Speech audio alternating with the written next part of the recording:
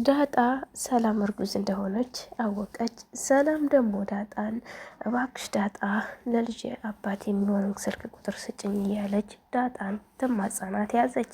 ወይዘሮ ማርታ የልጅሽን አባት ቁጥር አንጪ እኔ እናገረዋለሁ ብላ ስታጨናንቃት ሰላም ተጨናነቀች። እሷ ያረገዘችው ደረጀ ነው።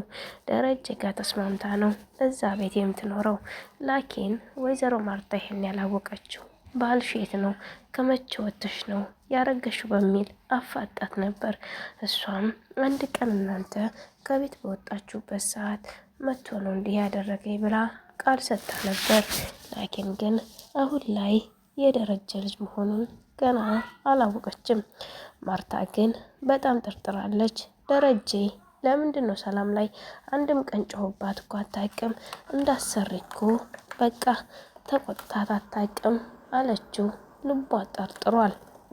አሁን እንግዲህ የደረጀና የሰላም ግንኙነት ፋጅ እንደሚወጣ እርግጠኛ ነኝ። ኤቢ እናታን ክላስ ሄዳ አብሬ ያድራለሁ ብላ የምኝታ ልብስ ለብሳ ክላሱ ገባችበት። እሱም ውጭ ላባዬ ተናግሬ ከምናገርብኝ ሲላት እሷም ሄደህ ብትናገርም ነይ ብሎኝ ነው ብዬ አዋርድሃለሁ አለችው። በጣም ግራ ገባው።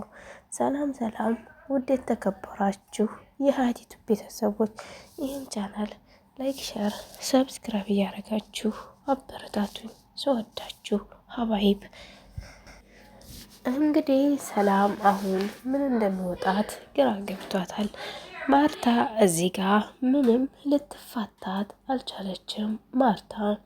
ማርታ ሰላምን ልጅሽ አባት እንዲያድግ ለምን ታደርጊያለሽ? የአባትየውን ቁጥር ስጭኝና እኔ ላውራው፣ ሁሉንም ነገር እኔ አውርቼ እጨርሳለሁ። አንቺም ጋር ምንም አይነት ነገር የሚደርስብሽ ነገር የለም።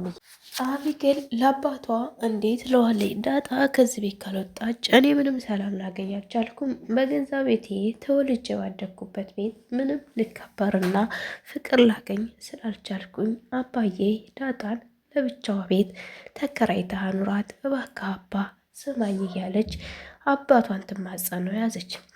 እየመታችኝና እየሰደበችኝ ከናታ ጋር ደግሞ እወድሻለሁ እየተባባሉ እየተጻጻፉ ነው አለችው።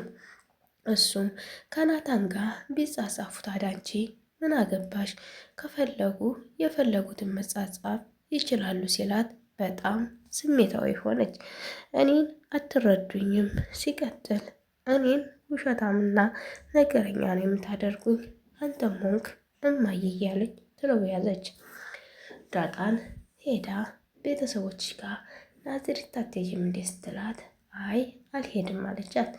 ድሮም ዲቃላ ምን መሄጃ አለው ሰው ቤት መጥቶ ሰው ይበጠብጣል እንጂ ስትላት ዳጣ በጣም ተናደደች። ዳጣ ልትናገራት እየፈለገች ግን መናገር አቃታት። ዝም አለች እያንቀጠቀጣት። አቤልን ልታጠው አልፈልግም። ሰላም እንዲህ አለችው። አቢጌል በጣም አንተን እየተከታተለች ነው። ዳጣ ጋ መጣላታችሁ ደግሞ በጣም ደስ ብሏታል አቢጌል እና አቢጌል እንድትደሰት አታድርጉ።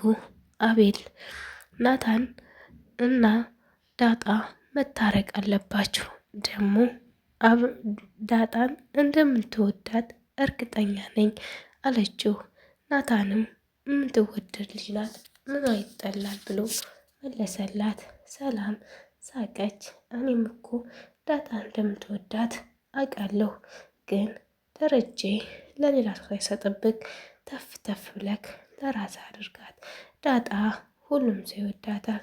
ነፃነቷ፣ ለሰው ያላት ክብር ዝቅ ብላ የምትኖር ልጅ ናት። ሰውን አትዘልፍም እያለች ትመክረዋለች። እናም ሰላም በጣም ተደሰተች። እወዳታለሁ ሲላት ናታን ብቻውን ቁጭ ብሎ በነበረበት ሰዓት ኤቢን ውጭልኝ ከክላሴ ብሎ አስወጣት። ኤቢና ናታን ምሳ ሊበሉ ወጥተው ነበር። ምሳ በሚበሉበት ሰዓት አቢጌል በጣም ደስተኛ ሆነኝ። ናታንን በቃ ዛሬ የክፍል ተማሪዎች ሁሉ አዩክ ፍቅረኛ እንዳለኝ ያውቃሉ። ከዚህ በኋላ አይረብሹኝም ስትለው ለምን እንደሚረብሹሽ ግን አላት። አፍቅሪን የፍቅር ጥያቄያችንን ተቀበይን እያሉ ይረብሹኛል አለችው። እሱም ለምን አትቀበያቸውም? የፍቅር ጥያቄያቸውን ተቀብለሽ ለምን አብረሻቸው ለመኖር አትሞክሪም አላት። እኔ አንተና የምወደው አንተ ጋር መኖር የምፈልገው ከነሱ ጋር የፍቅር ጥያቄ ተጠያይቆ መኖር አልፈልግም ብላ ስትነግረው ገረመው።